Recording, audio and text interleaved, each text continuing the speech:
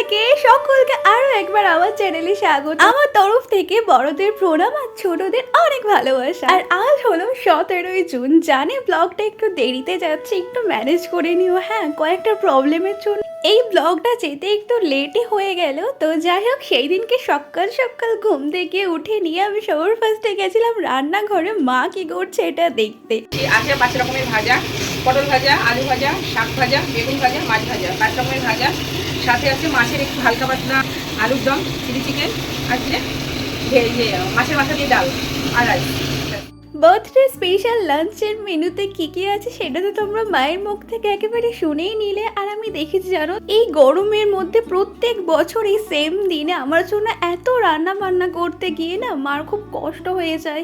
কিন্তু কার কথা কে শোনে? মা তো আমার একটা কথাও শুনবে না। আমি খেতে না পারলেও সেই আমার জন্য এত এত রান্না করবে এই গরমের মধ্যে। এই রান্নার চক্করে সকালে আমাদের কারোরই কিছু খাওয়া হয়েছিল না, সেই জন্য 3 জনেই ছাতু খেয়ে নিই। আর এখানে আমি বাবাকে প্রেশারের ওষুধটা দিয়ে দিলাম। তারপরে তো রান্নাঘরে এসে দেখি মাছ ফাছগুলো সবকিছু রেডি হয়ে গেছে। আর এদিকে তো অলমোস্ট ভাজা, পাঁপড় ভাজা সবকিছু কমপ্লিট হয়ে গেছে। আর এইদিকে তো মা পায়েসে বসিয়ে দিয়েছে। জানো তো, পায়েস আমার অতটা খেতে ভালো না লাগলেও এই দিনে পায়েসটা খেতে কিন্তু আমার দারুণ লাগে। এই দিনকে বাটি ভর্তি করে পায়েস দিলেও আমি পুরো পায়েসটা ফিনিশ করে ফেলি। আর এইদিকে দেখো, দাদু দিদুন দুজনই চলে এসেছে। আমি তো বারবার মাকে বলছিলাম একটু এসো, একটু ফ্যানের নিচে বস। কার কথা কে শোনে? এত রান্না বান্না বাদ দিয়ে তো মা একটুও আসছিল না রান্নাঘর থেকে।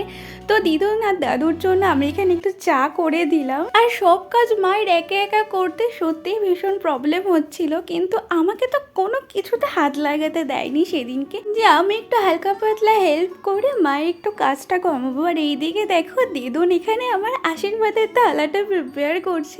আমার না ভীষণ খারাপ লাগে গরমের মধ্যে যখন দেখি সবাই আমার জন্য এত কষ্ট করে সবকিছু করেছে, কিন্তু আমি এখানে হাত গুটিয়ে বসে আছি। কোথায় কে?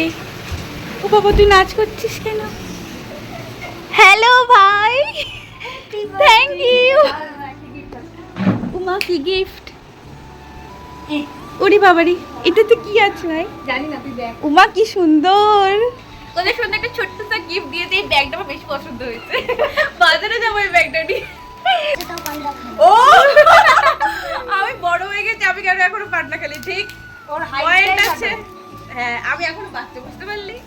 মা, কি সুন্দর, খুব পছন্দ হয়েছে। কি সুন্দর, আমার ছবি দিয়ে কি সুন্দর করেছে, কি দারুণ লাগছে। দেখো, আমার মুখের এক্সপ্রেশন দেখেই বুঝতে পেরেছো গিফটটা আমার কতটা বেশি পছন্দ হয়েছে। আজকে লাঞ্চে ছিল 5 রকমের ভাজা, শাক ভাজা, মাছ ভাজা, আলু ভাজা, পটল ভাজা, বেগুন ভাজা, মাছের মাথার ডাল, আলুর দম, চিলি চিকেন, সাদা ভাত, রাইস, চাটনি, পাঁপড়, মিষ্টি, আম, শসা, চকলেট, দিলখুশ, কত কিছু। আর এটা হলো সব থেকে সুন্দর একটা মোমেন্ট। জানো তো, আমি একটা বছর ওয়েট করে থাকি এরকম সবার কাছ থেকে আশীর্বাদ নেওয়ার জন্য। এটাই তো সব থেকে বড় পাওনা, তাই না বলো? আমার মতে বলে 10টা দামি গিফটের থেকে গুরুজনদের আশীর্বাদ দেয় 10 গুণ বেশি দামি। আমি জানি না কার কি মনে হয়, তবে আমার যেটুকুনি মনে হয় সেটাই আমি ছোট্ট করে তোমাদের সাথে জাস্ট শেয়ার করলাম।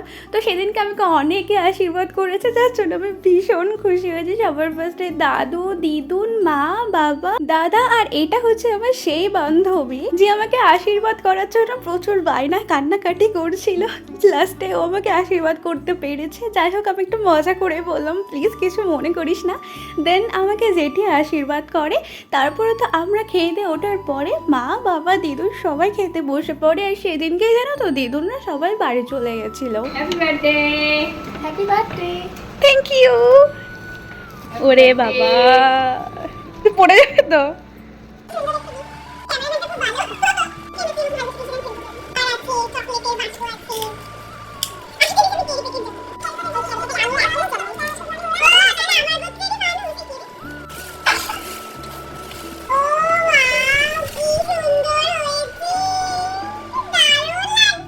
আমার বার্থডের জন্য তো আমি সেরকম কোনো ফ্রেন্ডদেরই ইনভাইট করিনি, যেহেতু সেদিনকে পড়া ছিল সেই কারণে ওরা এসেছিল। আর বিকালের দিকে তো দুজন এসেছিল আমাদের বাড়িতে, তো ওদের সাথে একটু ক্যাফেতে গেছিলাম। আর আমি এটা তো এক্সপেক্টই করিনি যে লাস্টে এটা হবে আমার সাথে।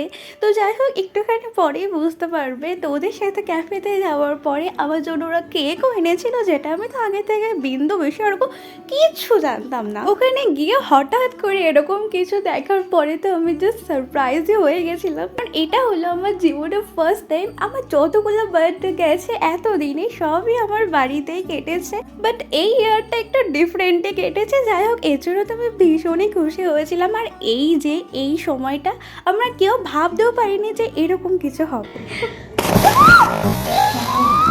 সবার ফার্স্টে যখন এই স্পার্কেলটা ধরলো না, আমি তখনই ভাবছিলাম যে ড্যাম নেই তো আবার বাস্ট করবে না। তো ঠিক সেমই হলো পরের বার। এত বড় জীবনে ছোট ছোট সমস্যা তো হতেই আছে, তাই না? যাই হোক, তারপরে তো কেক কাটিং হয়, কেক খাওয়া টাওয়া হয়, যদিও লাস্ট অবধি পুরো কেকটা শেষ করতে পারিনি। আর আমার বার্থডে স্পেশাল সেদিনকে আমি ওদের মাঞ্চুরিয়ান ট্রিট দিয়েছিলাম। আর এই যে এতটুকু লাস্টে আমরা নষ্টই করে দেন বাড়ি চলে আসি। তো আজকে ব্লগটা এটুকু, দেখা হচ্ছে নেক্সট কোনো ব্লগে। ততক্ষণ take care, love and by.